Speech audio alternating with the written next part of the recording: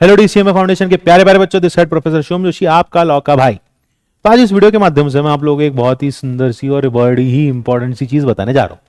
तो कृपया करके एंड तक बने रहना, क्योंकि अगर इसको मिस किया तो आप एग्जाम के पीरियड में प्रेशर में आके गड़बड़ कर सकते हो। देखो, हम सब जानते हैं कि हमारा जो सिलेबस है उसके अंदर chapter number 1, chapter number 2, chapter number 3, chapter number 4। Chapter number 1 is sources of law.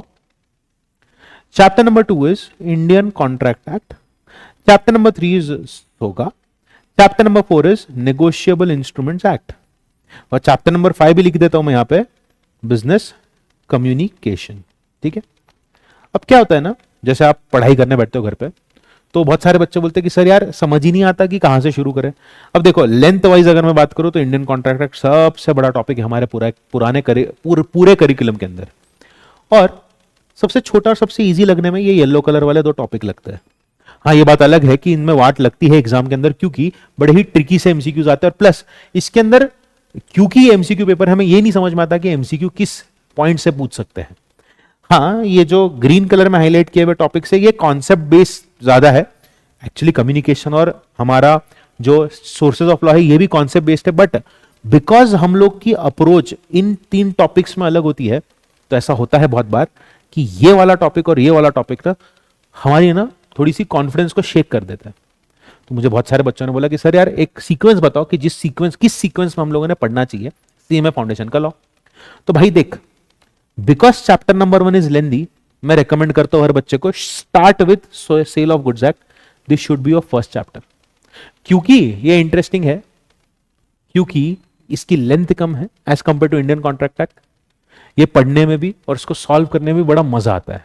हाँ, मेरा personal favourite Indian contract act है. आप कमेंट सेक्शन में बता सकते हो कि आपका फेवरेट टॉपिक कौन सा है.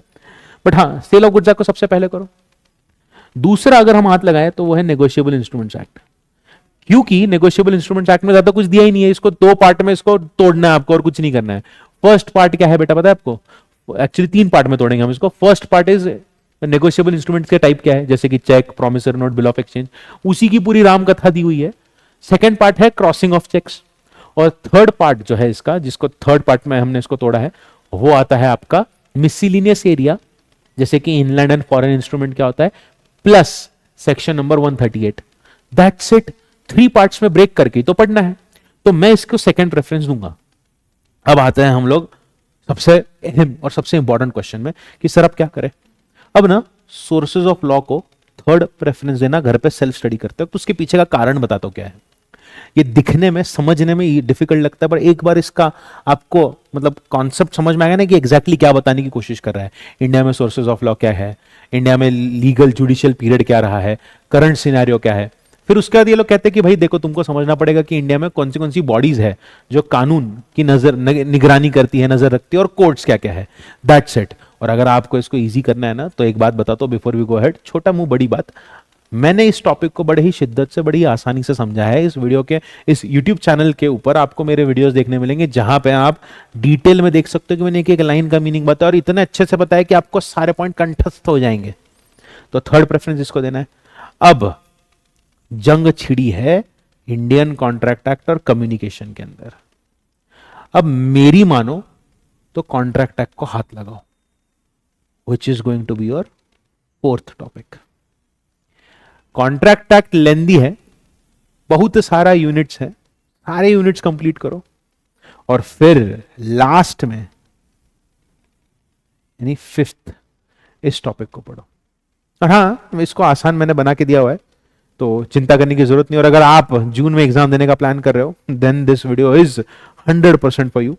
चैनल को सब्सक्राइब कर लो, बेल आइकन को क्लिक कर लो, और इस वीडियो के डिस्क्रिप्शन में हमारे ग्रुप की लिंक है, उसको ज्वाइन कर लो, ताकि इनको डिटेल में अच्छे से सुंदर तरीके से पढ़ सको. क्योंकि मैं प्रोफेसर शिवम जोशी लॉ का भाई ये सीक्वेंस के साथ साथ हर टॉपिक को आपको इजी बना के दूंगा, और कहीं पे भी आपको अगर डिफिकल्टी आएगी तो उस डिफिकल्टी को सॉल्व करने की पूरी गारंटी लेता हूं. तो for more details join the group and start watching our free batch which is already here. That's it for today. मिलते हैं अगले वीडियो में. Take care everyone. Bye bye.